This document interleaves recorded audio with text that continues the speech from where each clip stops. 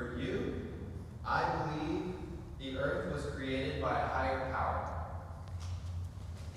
See, well, of course the genius has decided to step forward. I'm sorry, these people really shouldn't represent anyone that feels like a higher power created Earth, honestly. In my eyes, that's like telling someone that's addicted to fentanyl to explain any religion that they believe in. I guarantee you 300 pesos, that conversation's not gonna go anywhere near how you expected it to. What's up, boys? It's Bumpkin. Yeah, that was different. Now that you guys are awake, welcome to another video. Today we're gonna be looking at one of these little like debate things that Truly has. Or is it Jubilee? Hold on. We're gonna be looking at these little debate videos that Jubilee has. This one's like 2 years old, but it's a flat earthers versus scientist one. You can only imagine how that's gonna go. Let's just cut straight to the chase. If you enjoyed, leave a like, subscribe. Let's do this. Go. Well, I've been a Christian for 30 years, so the Bible is a flat earth book. You have to take it literally. Like, for example, in Isaiah, when it talks about how the earth is like a clay wax seal that's stamped with upturned edges, that's just not some fancy story. I know we just started, but clearly this guy just has no fucking clue what he's reading. And I really don't want to be that guy to explain Bible verses, but that's just not what you're supposed to take literally. I don't even think the entire Bible is supposed to be taken literally. Jesus like kills somebody's son and then gives him a new one because he was still faithful. Like what is that supposed to mean? Does that mean kill your son and then you get another one from Jesus Christ? Like that doesn't make any sense. Bro heard clay under a seal and just ran with it. What about the feature standing out part? You know what I mean? Like how features on a flat piece of clay would stand out? No? Am I just stupid? I guess so. Let me leave it to the connoisseur, the genius, to explain it to us. That's a simile. It is like. Right, absolutely.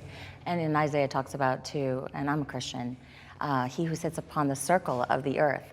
There's a difference between a circle and a ball. Well, exactly. Yeah. If you look at the original Hebrew, it means disc. There's over 200 scriptures in the Bible that point to a flat earth. I guarantee you the original Hebrew put discs. They also thought the earth was flat. You know, before we could go to fucking space, the version they're using in this quote was made in 1973. The one she's talking about was made in 1973. Bro, my people were freed when that one was made. We were legally allowed to live large by the time this new update came out. So this notion that you need God or some higher power to create the earth or the universe is very old and was initially posited by people of a pre-scientific age. Since then, we have learned quite a bit about the universe coming into existence, when that happened. Modern humans don't get their cosmology, they don't get their physics, they don't get their knowledge of the universe from the Bible or any ancient text. Yeah, you know, all that you said sounded really scientific and really smart and everything. They don't give a shit. Listen, all I'm saying is you can definitely convince them the earth isn't flat. There's got to be a way to do that, right? But you speaking like this is totally you disrespecting their God to them. You're like verbally curb stomping Christ in his books right now, and they're not going to like that. To be honest, they're probably not even listening to you. But I mean, hey, that's why I find religion so funny. It's almost impossible to convince somebody once they're hooked and they're in on it. Last thing you're gonna do is make them convert to any other one, or even more unlikely, drop religion at all. Me included. Like no one could convince me to be atheist, but like it's not my job to tell someone not to be atheist either, you feel me? But like, let's all be honest here, Christians definitely shouldn't be trying to convince anyone when their God is all forgiving. But see, that's where all the intricacies come in, and it's like, oh, but you have to do this, then he's all for, like, fuck you, I don't care.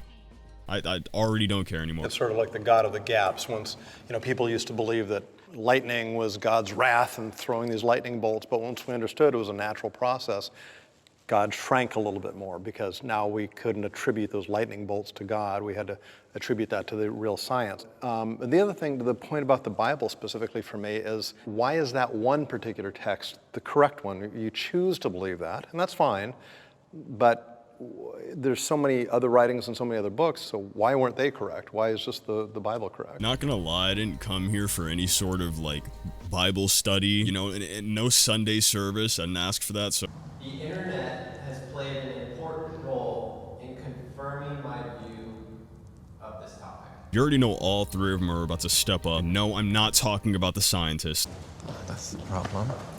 We have the advantage of information today that's outside of channels 2, 4, and 7 and the few networks that are corporately owned. Is it not wild to say this when you just follow a book every single day of your life that's centuries old? Not saying you shouldn't, okay? Calm down to all my Christians out there, all my religious Andes. Some of that's not just a little hypocritical though, come on. Especially the guy that looks at the Hebrew writings of the Bible. Tell bro to get a bit of an update. I also hate the corporately owned argument when there are a lot of corporately owned businesses that support religions. Google being like the top one. Listen, I'm just here to play devil's advocate. Know what I mean? Or do you guys not like the sound of that? See, this is why I don't talk about religion. There's just it's too much involved. You're better off convincing someone the earth is flat than convincing them to switch up religions. It's pretty easy to say YouTube isn't research. But when you spend enough time, you're picking up quite a bit. And with the discussion groups, panels, we've gone against opposition. We've opposed ourselves. Surprisingly enough, flat Earth is its own worst enemy. So it's not that easy for us to come to consensus. And we find that consensus is orchestrated and not actually scientific in any way. So for anyone that very clearly saw him try to configure that wordplay, he basically just said, you can say that YouTube isn't research, but a lot of people use it to look up information, and all of these giant discussion groups that I'm in all do the same thing.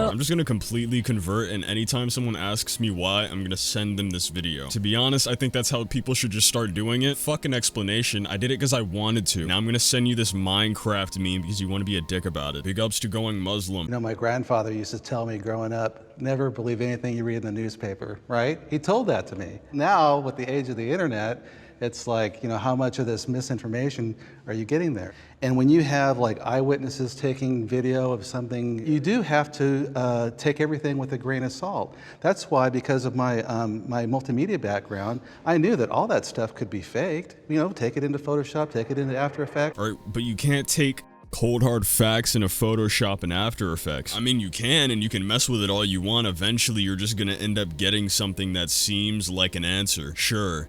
You fuck with space in After Effects or space in Photoshop for 3 hours, eventually it becomes something different, right? Remember a guy tried to explain that if you just hold a camera upside down and point it at the sky, looks just like you're looking down at the globe, except it didn't at all. Now, maybe if he spent an entire fucking course on how to turn it into looking like the globe, yeah, sure.